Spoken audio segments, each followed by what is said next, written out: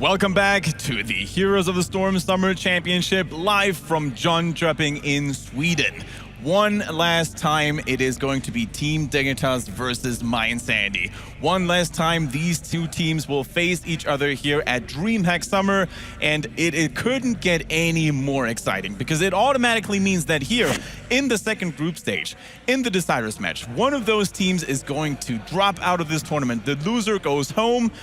Gets a little bit of prize money, $500,000 in total to be taken, and the winner actually makes it all the way to the playoff stage now. I mean, this is big. We were excited for the first time they played earlier today. Well, Dignitas has had a chance to get some of the early jitters out of the way. Again, it was their first set. The fact that they're now here again, and they're going up against, again, the familiar foe in mYinsanity. If we thought earlier was exciting, Gilly, this is where nerves really come into play because winner goes, loser goes home. And it's a tall order for Team Dignitas. I know, I'm trying to... Wait, am I the smallest person on the desk here right now? Is that what's going on?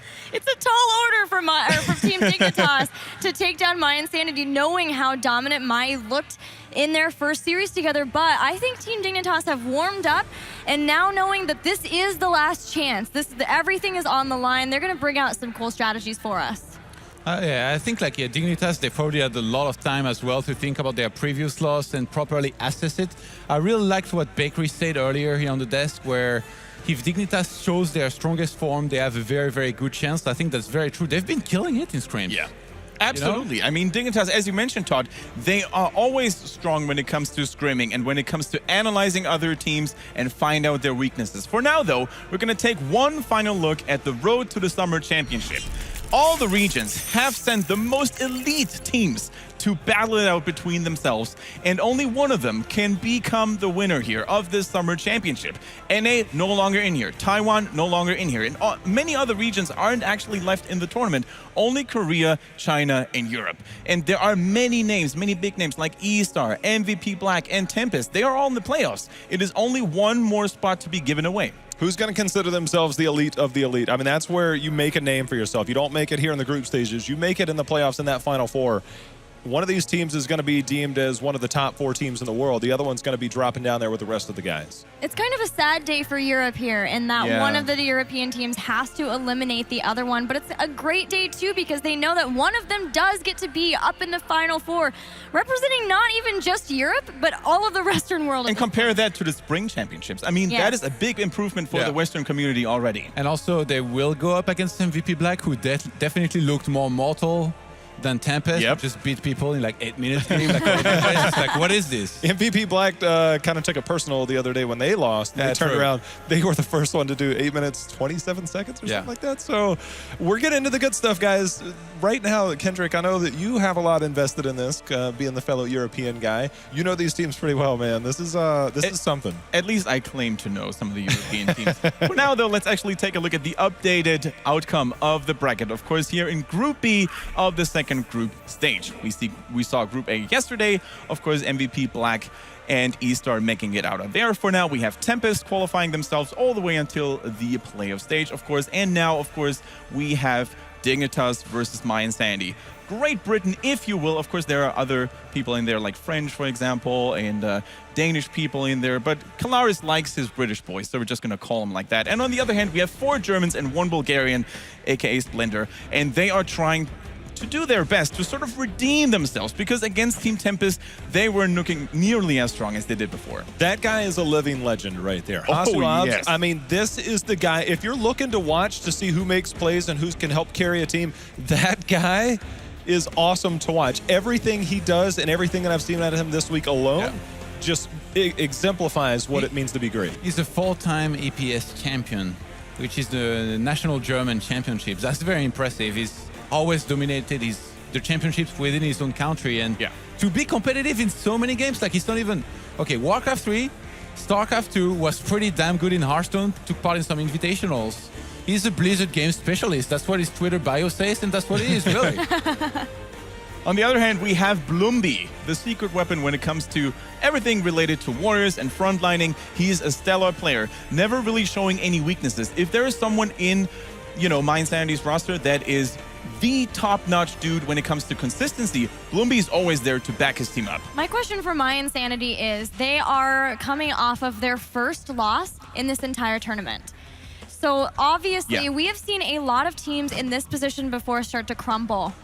They're looking good, though. Look at They Splendor. do. They look good. They're laughing. And keeping composure is everything here. I think one nice thing for them is they know, yes, we lost to Tempest, but Tempest has beaten MVP Black. They looked very strong, obviously. And we are now going up against Team Dignitas again. We just beat these guys. We can do it again. And that, the mental game is just so important in Heroes of the Storm. Especially, that is also true for a team like Dignitas. I mean, we've seen it again, or time and time again, that they are getting a little bit shaky when they start to lose games. I mean, communication is key, and in the past, it hasn't always been top-notch for Dignitas. Well, I mean, the biggest thing is I don't want to take away from what mYinsanity did earlier, but that was the first time Dignitas had played in a while. Yes, they've scrimmed, but it's much different when you're up on the stage. And in their second set, they looked so much better, and all their team fights they were able to execute. And we saw that guy right there land some amazing palms on Karazim. He is why Splendor and Bakery, those two guys, Splendor being the support on the other side, those are two names. Supports don't always get a lot of love. Those guys get a lot of love for a lot of reasons. But there were some big mistakes made by X Team when Dignitas went up against them. And there were some times in both of those games that X Team was controlling the games. That was not the case when they went up against mYinsanity. I do agree with you. I think Dig will be more warmed up and the games will be much better, but I still have to lean toward mYinsanity in this match. Absolutely. I mean, in terms of records and recent results, going all the way back to Tours France for the second European regional, mYinsanity on paper is the clear favorite. However, Dignitas, as you mentioned, Gilly, they have the bonus of coming in from a series that they've just won, whereas mYinsanity getting a little bit trashed against Tempest, of course, and Snitch is all right. Ready to be seen on the battlefield. What are his go-to heroes? I mean, Zagara, deadly hero. He played the Vikings. He has actually expanded his hero pool quite tremendously. I feel like the draft from mYinsanity in their first series against Dignitas definitely pushed them out of their comfort zone. They banned Keltas in one of the games, picked it in the other one. That's like picking the favorite hero of Mene away from him. And then from there, we saw, a Stitch attempt that just failed. And it just seemed like mYinsanity was in control the whole way. I expect a very different series here, a lot more of a competitive one here between these two teams. But the thing about this is that they talked about hidden strats. Either we're going to see them or we're going to see something different. The thing that I liked about Dignitas when they went up against the X Team was the fact that they were comfortable running the double warrior comp. It was something that we talked about earlier with the role swaps, as well as two people that are known to play warriors, or at least had played warriors in the past. And it complemented a lot of what they wanted to do with that composition. And I think that was something that we could really highlight as far as their diversity in their compositions. Definitely. I mean, it's so cool to see that Alex and JPL, they can swap roles, Sometimes Alex plays the Stalwart Warrior, sometimes JPL goes for that role, and Alex plays a little bit more of a bruiser or engaging heavy warrior. Really cool to see. And overall, in terms of flexibility, I have to say that Dignitas greatly approached Dignitas. Yeah, with flexibility, that's one of the biggest things is it's been mYinsanity. Yeah, and the first battleground, by the way, is of course going to be Sky Temple, a map that requires good rotations and even global mobility if possible. And one hero I have to give a shout out here to is the Haka. I was thinking the same thing, yes. Right? We're one mind Cho'Gall. No, Cho'Gall confirmed here once again live on the stream. I mean, it is a hero that has seen massive play over the regionals, but not a single match actually in this tournament. Jay, what's the explanation for this? I think that when he first came out, a lot of people found early success because teams might not necessarily have known how to deal with Dahaka. And that was one of the things that we saw in the NA region, is that early on when he came out, there was a lot of play. His win rate was iffy, though, and we're going to see if he actually will. But first ban Zeratul, keep that man off of the map. But in larger maps, Illidan excels. No, we're going to keep him off. There we go. Keltas. KT, everybody's favorite Blondie. Nope, not this time. All right. You can tell how much these two teams know each other so well and how much they've put already so many thoughts into that draft. That went super fast. Like those first two bans and that first pick happened very, very quickly. But now Dignitas, they get two very, very important picks. Do they prioritize the Keltas here early on? And I think a huge thing that speaks for or in favor of Falstad on this very battleground is, of course, the global mobility that we shortly talked about. I mean, I cannot think of any other reason why you would actually prefer a Falstad over a KT except for that. Right. This is the biggest battleground in the map pool. And you need to be able to have somebody, or you will greatly benefit if you have somebody who can stay in lane for as long as possible until a team fight, until he's needed for one of the objectives too. So just the fact too that he can fly in and quickly take an objective even, there's just so much that you could to gain from having somebody with global mobility. One of the biggest strategies is what Gilly was talking about around that objective. The second temple phase is the very bottom one, and oftentimes you'll see the bruiser camps grabbed at the top and try and get max value because that temple's at the bottom. Falstad can help clear that up at the top, fly in down below, and that is really the number one reason why you'll get a lot of value out of Falstad before level 10. Sometimes you'll see if team even prioritize clearing out the bruisers completely and then sending people down later because they know that Falstad can guide those bruisers along, and it really does change the mentality. But Team Dignitas are going to grab Muradin along with Dignitas. Oh, there we go. The Lost Vikings are back in town. Not on Dragonshire this time, but on Sky Temple, a battleground that is much larger, as Gilly pointed out already. So there's more space for actually soaking up XP. There's more space for creating those deadly split pushes. And it's very different than Dragonshire, where like the objectives are very close to the lane that you actually can be soaking and fighting for those at the same time. Now when the temples are going to be up, you're going to see a lot of the time the Lost Vikings spread out, soak across multiple lanes at the same time. And when you have somebody like Hazu on your team, these Lost Vikings will be played near flawlessly as well, almost every single time. Yeah, and there's a reason why they went ahead and got it at the third pick, because it's very obvious. They banned Zeratul, they picked Falstad too. Those are the two best Viking hunters in the game. And so now they grab a mirror, because otherwise I'm pretty sure Dig would have been like, no, we're going to ban Fool was that pretty out. good too. Earlier I thought it was Vikings. Yeah, for sure. Look at the band. Look at the band that might be coming out here to try and deal with this. Now, you don't necessarily need a Falstad in the top lane if you've got a Viking up there, and I think that lends to a lot of what they can get out of there. Dahaka, is he going to get banned? Yes. Does mYinsanity know something? Just do it. I mean, it would be a sign of respect here coming in from Dahaka or for Dahaka. And there we go, guys. Unfortunately, that makes us a very sad panda. But there's only one global hero left, guys. Friends? Gilly, I think you might like a certain hero there. But because Falstad and because Vikings, does that force them into something like Brightwing, or do they have to play within something else? I mean, that's a big question. Is mYinsanity going to control this draft by forcing Dignitas into Brightwing? What about Abathur?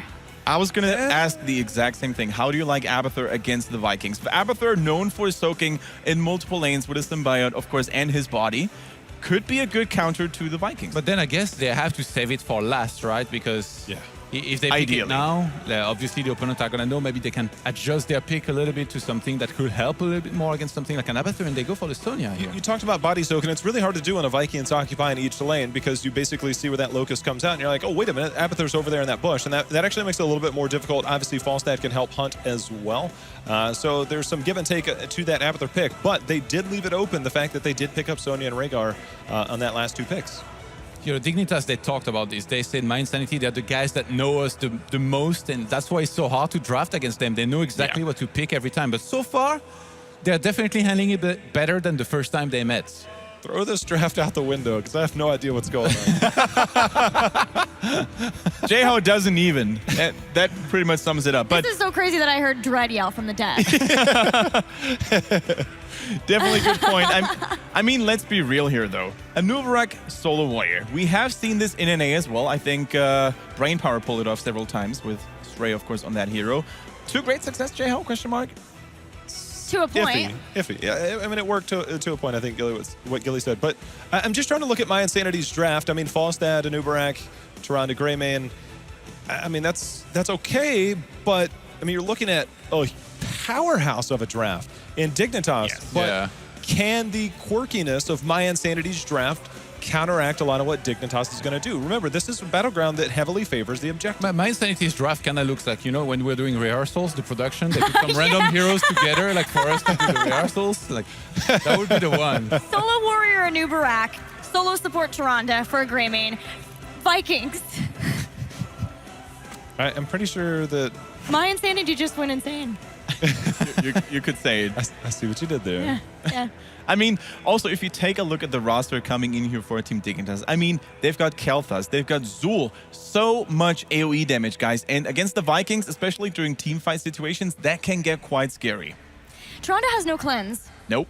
There is a lot of potential lockdown for Team Dignitas. They have Storm Bolts, they have Gravity Lapses, they have Spears, although you just generally don't cleanse that out. They have Bone Prisons, and they have Tyrande. But the thing to take away from this is the Lost Vikings. They're going to have so much soaking capability. Again, I'm thinking it's probably going to be Hasuops playing it. He's ridiculously good on it. Good micro. If the other 4 heroes stick together, that's actually a pretty strong composition. Anubarak at the front, synergizing with Tyrande, and then you have Falstad and Greymane for the damage, and also Mighty Gust could help if they have to pull back. They have to play flawless, though. I mean, I'm trying to look at the strategy here. The first few objectives obviously are split. The second one is going to be isolated at the bottom. Is that going to be something to where they can get to level 10 beforehand with that Viking soak? Jeho, why don't you tell us who's going to win this first game? Dignitas, because yeah. Okay, good. It's a clash of meta versus style, and I'm going style. Let's say mYinsanity. Awesome. And Todd.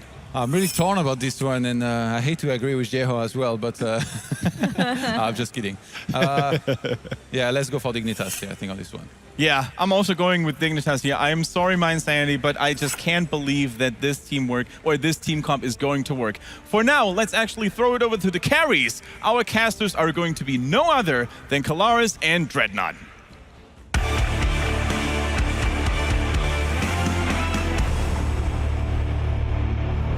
mYinsanity live up to their name, certain degree here in the draft, going into game number 1 of the deciders match here between mYinsanity and Dignitas. Dread, what do you make of it? Their 4-man needs to play flawlessly. That Tyrande and Nubarak, if they can get combos and secure the kills pre-7, they'll be in a pretty position, but outside of that, man, it's going to be a rough spot. All right, let's get into it. One team from Europe is going to the round of 4. It is mYinsanity to the left-hand side with Blumby playing on Nubarak. Nurok will be on Greymane, Splendor on Tyrande, Darkmock on Falstad, and finally Hasuops playing those Lost Vikings. And for Team Dignitas, we are going to have Snitch play, or excuse me, Snitch is going to be onto the Zul here. We're going to have Alex the Pro G onto the Murden. Also, we're going to have JPL on the Sonya. I don't know why I can't see heroes today, apparently. Bakery is going to be onto the Rhaegar, and we're going to have Mene on the Kel'Thas. And again, to start out, I feel like the panel hit it very, very well. When we look at the amount of CC that exists on the side of Team Dignitas, they have a decent amount of wave clear as well. This is mYinsanity having to prove that they truly aren't going insane. Yes, and the fact that they can just play off meta. I mean, the thing is that they gave Dignitas everything they wanted, and now they're going to have to prove that their style, as Gillyweed did point out, can just kind of outflare them. And that was actually no Tyrande pun intended either, so I apologize. But we do see the rotations here from mYinsanity. They just keep everybody in a shrub, getting the soak at max range. Everybody's afraid to show because they know the 4-man commitment out of mYinsanity has a lot of kill potential in the early half of the game. Right? This is like the most calm start to a game we've had. We've actually heard no hero hit anything, I don't think. It's literally just everybody's, shh, be very quiet. Eventually we'll do this. Yeah, just chill out for a minute. Just hang out. Oh, okay. They've killed something. We found it. We're going to try and take out the front wall. That was that. And yeah, they cleaned up a wave, and as that happens, the shrines, the temples do pop up. So there we go. We'll begin. Vikings are obviously going to probably try and remain split here while the kill potential out of the mYinsanity, see if they'll be able to pick something up. Dignitas is rotating to the middle shrine. Nobody is really contesting top outside of Alex the Pro G for now, but are they going to be able to get this kill very early on? Oh, they might be able to. That's a lot of damage going on towards JPL. He does get away for the moment, and likewise, he's been blocked by the rest of his team, and he will get away thanks to the fact that, no more skill shots can come That and the Lunar Flare actually missed in that situation, wasn't able to help get the follow-up. They need to make sure that they're on point if they're going to be able to win this game again, because their composition is really dependent on that 4-man being successful. Got to agree. Vikings are being split across all 3 lanes here, so it's all about that 4-man just roaming and keeping themselves alive. That being said, normally you take a hard sustain with that 4-man to try and keep it alive, like a proper full support. But Tyrande alone, with Hunter's Mark, they are playing a far more aggressive style of mYinsanity with that 4-man than I've ever seen them do before. Yeah, that is a very not mYinsanity's usual approach to a teamfight where they like the long, drawn-out stuff. But Blumby's going to be going in, trying to get the stun on the main aid. There is no follow-up from Splendor. And again, these teams just kind of trading when it comes to the shrines. No kill yet for the side of mYinsanity. And because the Zool exists, they've been able to get a lot of pressure onto mYinsanity and a lot of their front walls. Well, that was technically first blood, I suppose. JPL might be the proper first blood if he's not careful. Yes, he will go down. That for the price of a Baylog, not too bothered. Eric falls towards the bottom as well. But Dignitas is looking to put on pressure hard against this and just try and shut down the split soak. Because actually, taking out middle Viking as well as bottom Viking means that they didn't gain any advantage experience-wise there. Yeah, they actually did a really good job gaining the advantage. And the rotations here from Dignitas, because they have the wave clear that they have, they're playing this very, very well so far. Taking the proper response, realizing that they can't win those small skirmishes because of the composition that mYinsanity has. So instead, what if they just out-rotate them? Yes, the Vikings can get the soak, but if you get enough wave clear, you're going to be a good spot. Yeah, definitely. And just flying away there for a moment is Falstad to try and get himself in a better spot. And we will see, of course, that fort having fallen down towards bottom, up towards top even, I should say, means that a slight little bit of advantage here for mYinsanity. Yeah, going to be backing out here, getting the giant camp a bit early. Most likely going to be trying to time the night camp as best they can to get pressure on the upper half of the map. That's going to help negate some of the early pressure that Vikings can get onto this map here. But really, it's kind of just a mirror. Neither team gaining too large of an advantage, which is good. And when you face against the Vikings, the later the fight goes, typically if you're not behind, it's really good for your team because that's when the real team fights happen and they gain less value. And of course, throughout the day, we have seen Snitch on Vikings, but now we're seeing Hastu Orbs on Vikings. And as we've said, I've heard it on the panel as well, I've said it in the back too. Hastu Orbs is probably Europe's best Vikings right now, I would say, more so than Snitch. You just made Team Liquid very sad. Sad? Well, I still would stick with it. Okay. Sorry, buddy.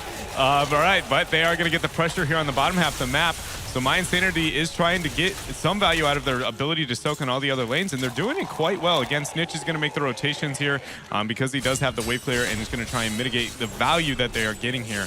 And it's kind of a stalemate really so far. Surprisingly so, considering how aggressive the 4-man is for mYinsanity.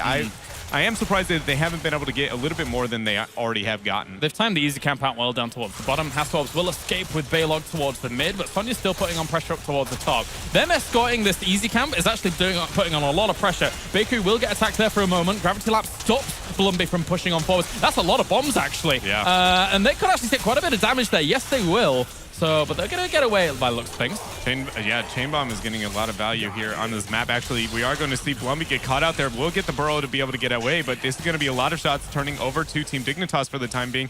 Meanwhile, Sonya and Zool have kept a lot of pressure onto the upper half of the map, securing this fort. Right now, Team Dignitas is doing a great job at dealing with this composition from mYinsanity. Yeah, they're not doing bad at all. Only half a level behind. I say only half a level because it can all snowball out of control if you're going up against a good Vikings player. But that's something that you actually pointed out that's very important, is that Chain Bomb got a lot of value. But if later on the Vikings decide to join team fights, Chain Bomb can get a lot of value in a proper 5v5 when Vikings are just running around. And don't get me started on how annoying it can be to split Vikings mid-fight, making sure that a Chain Bomb won't spread. Yeah, the micro is very intensive when those situations arise. mYinsanity does end up hitting level 10 here. First play again is going to be the option here for Vikings. No surprise when you think of the European approach to the Vikings. Outside of that, structurally, these teams are almost dead even. There is an advantage for mYinsanity here, but not large enough when you consider the composition that they have and how much split pushing they've been able to make happen.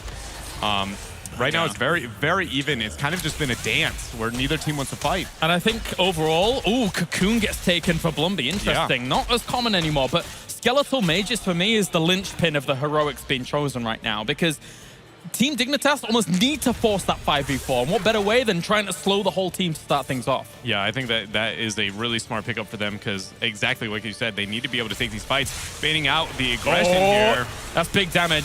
Tyrande! They didn't go for it. The Phoenix almost being able to get it. They thought she was going to die. I'm pretty sure they thought she was going to die there, but that was a save and a half. The Shadow Stock being able to keep her alive. Great job from mYinsanity. But again, it's a small victory. They're obviously not losing the XP, but neither team really doing too much. They're dancing, getting the Merc pressure here, trying to abuse the Vikings the best they can. All right. So, still, at least they've got that easy camp down towards the bottom, putting on a little bit of pressure. It's not going to really do too much, though. Everything will equalize out down there. And you need to go stop some Vikings for a little while, but it's almost a futile effort at this point. They got two before, but because they don't really have fort locations to actually launch some of those attacks from, it means that they're putting themselves way out of the way now to actually deal with those kinds of things. And there's one thing that I'd like to point out when it comes to Vikings. Obviously, they're looking to hit level 20 so they can get that split pressure with the Fury of the Storm. And with how the structures and rotations in this game have already gone, typically we don't see 2 forts down at this point in the game. Maybe one team will, but not both of them. So the timer that exists on Sky Temple is being hastened a bit here in this matchup, which is going to possibly end up hurting mYinsanity in the long run just because it'll be longer for them to be able to get that 20. Yeah, it makes sense. And the earlier temples here will get more value than they usually do because of how this has gone. Because there's been so much aggressive rotation to get that structural damage. It's quite an interesting flow of the game, but look how long they've been in here for. Yeah, I mean, mYinsanity has been standing there for a long period of time. They've shown all of their members now making the rotation out. And as one of the Dignitas members just watches all of them one by one leave that bush. It's like, oh, there was a lot. It's like a clown car. Everybody coming out of this drop at once here. But mYinsanity is trading the shrines with their opponents here while maintaining Silk in all the lanes, so gaining a bit of an XP advantage. But again, this is just a very stalemate, dance around one another style of play from both these teams. Only one proper death so far if you don't include the Vikings. And it looks like, whoa, that is getting cut out very, very quickly. mYinsanity picked up this fight very fast. Also the Cocoon on towards Bakery there to start all of that off. Means he's going to have to wolf form away. It is a 1-for-1 trade. Bolstad has already been down. This 4-man I still think favors Dignitas here though, if they're going to try and push the issue. And yes, they will. They go on to Greymane, locking him down with that skeletal prison. And Splendor here might be destined for death as well here, Shred. Yeah, he is going to be falling down in this time, and it's really curious to see the mYinsanity obviously getting a great Cocoon onto Rhaegar, not allowing him to get the cleanse or the ancestral, getting the single pick. But as you said, it doesn't matter even if you get the one pick off. If you only go blow for blow with your opponents, they still have the stronger composition. mYinsanity remaining aggressive, even with the Kel'Thas falling down there. Yeah. I feel like they had a game plan going in, like we get the one pick and we deal with the situation and hopefully gain the upper hand. But if they don't get it, they need to be withdrawing because, again, the Vikings aren't necessarily the best team fighters at this stage in the game. I think they might realize now exactly where the position is. Watching Kel'Thas in that spot alone, where is everybody else? There's no way they're not in those bushes, and they will even check just for a moment to make sure that that is the occurrence, and they are there. mYinsanity getting the split pressure up there. As you can see, Balog and Olaf doing work onto the lanes. They are not able to secure themselves very big of a lead when it comes to the XP, though.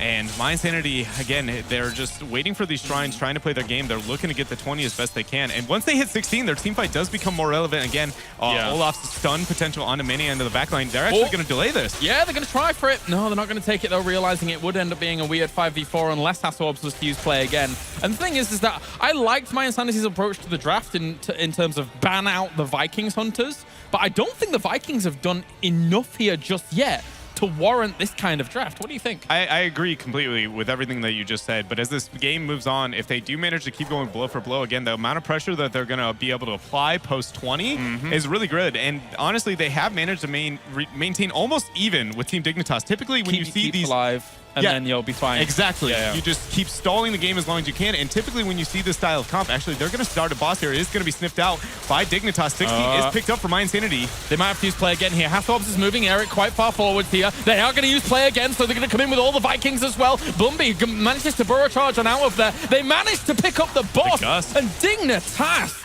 can't do a damn thing about it. They are going to be losing this boss here, backing out, which is going to give a free couple of shots to mYinsanity when it comes to the next shrine. Really great job forcing the advantage that they have there, abusing their boss control because not much exists on the side of Team Dignitas minus maybe a Dwarf Toss over the Gus. But the really good use, again, with Cocoon as well. So mYinsanity now showing the first what seems like aggressive sign of life when it comes to their composition.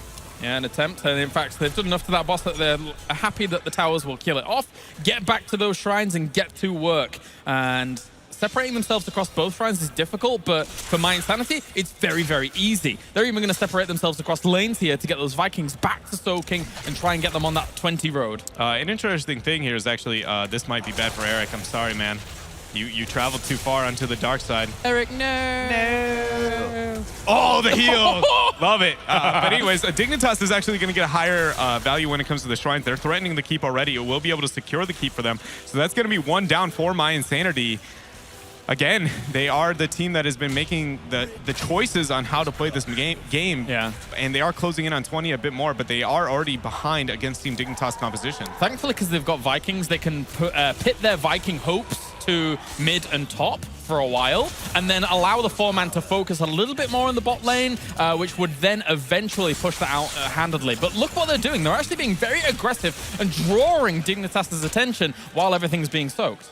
Yeah, they're trying to just control where they're making their movements so they're able to get free soak elsewhere on the map. But again, they are 17-17. The combo now coming out on the mid, but nobody's going to try and take that harass, but here's going to be the rebuttal. Blow up, blow up. Oh, just barely able to save him at the very end there. Blumby manages to get away. He will dart on out. A lot of that was actually from Blood for Blood, I believe.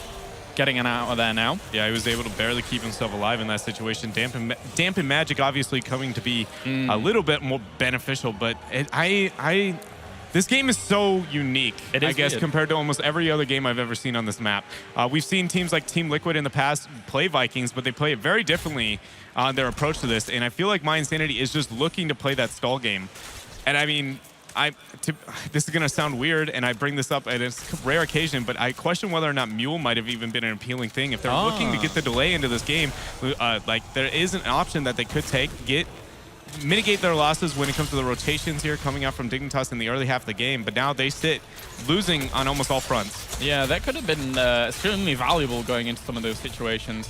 We haven't seen it for a long time, Mule, but Mule has been out of the meta for so long. It makes me sad. I still think it does have value, and I would agree with your sentiments here. But regardless, here is our next temple, and it's only one. I was expecting just one temple coming out after the previous rotation, and now with that, this is very interesting because this doesn't really benefit mYinsanity as much. They do need to try and rival this temple because right now, structural fortifications that they've got going on, it's not pretty. I think it's in their best interest to, if they don't get a perfect flank with play again, to just really just kind of give it up and worry about the 20. The amount of pressure you're going to be able to get on the map is going to be far more beneficial than risking your lives and the game on this shrine for mYinsanity. You've already been playing the late game. You might as well play it even harder, and that's exactly what they're going to look to do here as you see them rotate. Darkmonk actually showing on the bottom half of the map. Is there going to be a response from Team Dignitas? This is going to close out their gap to 20. Got to force them off somehow, some way, and well, Sonya's still berating while this move does go down towards the bottom. They are just begging for 20 at this point. You can see it with every decision that they're trying to make. They feel like Fury of the Storm is going to be the answer. The amount of pressure, but a great flank onto JPL. And that was a pretty good gust as well to get rid of them. But look at the amount of damage that came on towards Volstad there as JPL still stays alive. He's got shields. They're going to start re-engaging. This entire temple is still not fully soaked, so this is going to go back in Dignitas' favor, and mYinsanity has to retreat on out. It's not going to be able to secure the keep for either of these teams yet. And again, mYinsanity is now closing into the level 20, so they are going to be able to get that pressure from the Vikings that they've been looking for in a couple of seconds here. And again, you just see their rotations. All they want to do is dance around their opponents as best they can, have a decent 4-man. If they're able to get a pick, take it. But everything else is just don't fight, don't fight, don't fight. And now I don't know if they've done well enough when it came to the first 15 minutes of this game to really justify. I don't know if Vikings are really going to be able to apply that much pressure on their opponents. And we shall see. Unless they get a really, as you say, a really good flank with play again, sometimes it can cause disaster, but I'm no doubt at level 20, if we don't see Master of Flames come in for Dignitas, I would be very surprised because it kind of negates a little bit of that potential from the Vikings. And there is now Fury of the Storm with Epic Mount coming in, Hunter's Swiftness, Hunter's Blunderbuss, and finally Hardened Shield. Getting a bit of a skirmish here, baiting kind of the Vikings while they apply pressure in all the lanes, also making sure that they're able to control the boss as best as they can. They just want to find a fight. Skeletal Mages is very, very important about them trying to get that fight. But every single time they try, barrel roll away, burrow charge away. They just escape on out here. Yeah, this is such a unique approach to the game. Again, they're going to try and get those delays as best they can. We're going to have Eric applying pressure now, taking out the well in the upper half while they're going to try and delay the boss. Dignitas, I think, is going to get desperate, looking to start this fight or get the boss in some way, shape, or form. They feel like they need to make this because they realize, oh gosh, they hit 20 with the Vikings. This might get hard for us to be able to win this game. It was an attempt at Verdant Sphere, Gravitalapsus Flame Strike, and they're actually going to go for it. Skeletal Mage is slowing down a little bit of this, and they're going to see Blumby take a bit of damage. There was a cocoon, I believe, on towards him, but it really didn't do much at all. It was a very early cocoon, and now with nothing really happening during that skirmish, Dignitas looks like they're going to back out, knowing that cocoon's going to be off cooldown. They need to make sure that somebody's able to jump. Specifically, Alex needs the leap there's going to be off cooldown when the Gust comes into play. Olaf is moving around the right-hand side there for a moment if the fight was to continue on against that boss, but it's not going to be the case. Ancestral Heal's already been used on Snitch there as well here, as they're going to go in for this fight. Volstad falls very, very quickly. That's the exact pick that Dignitas wanted here to start things off, and they're going to go right back to the boss. They have a lot of kill potential here. I don't know if mYinsanity can really start rivaling this position. They aren't able to rival this. This boss is going to be probably going over to Team Dignitas since there is no Gust. They're going to be aggressive. They're going aggressive here. Meanwhile, they're losing the top keep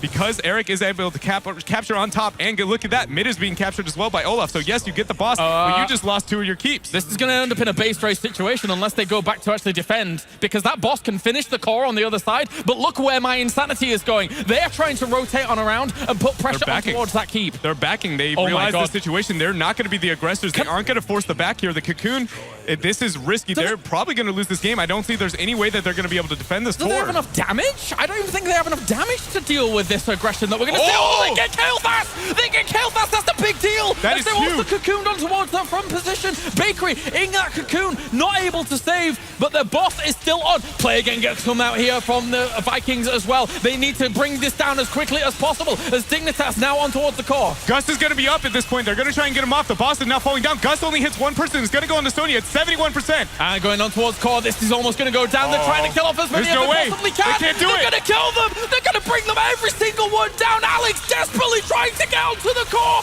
but it's not going to work out. He tries to keep himself alive. They save the core. I can't believe it. Dignitas is not able to secure it. mYinsanity, with his very unique approach to this map, is now going to be able to secure the game. At this point, all 3 keeps are down. They're just going to be able to get the free cap and go. That was insane. It wasn't quite 1% core Kyalaris, but it was close enough. Good God. As mYinsanity are able to make the defense, and it all comes down to that Kael'thas pick that they got at the beginning of that. Yeah, no, that was absolutely phenomenal. The aggression coming out from Greymane in that fight there. Nurok, understanding the circumstances perfectly, just goes, we have to get a pick. Sit by your core in that cocoon and watch it fall. GG. Game number 1 goes to mYinsanity. What a way to end that game. I cannot believe the end to this first game, Dread. I think it even started down to the draft. Like, obviously, the ending got very, very intense, and how it was played was just absolutely phenomenal from both the teams. And like you pointed out, that one pick was all it took. But again, mYinsanity's approach to Sky Temple, that was very unique. Just delay as long as we can, try to get that Fury of the Storm. And when they did, they ended up turning the structural advantage in their favor. Amazing. And the thing is that you end up in that situation where you're sending someone with boss. You know they're going to maybe try and strike at your core, but that's how the cookie crumbles. We're going to head over to the panelists to see what they have to say about that explosive Sky Temple match.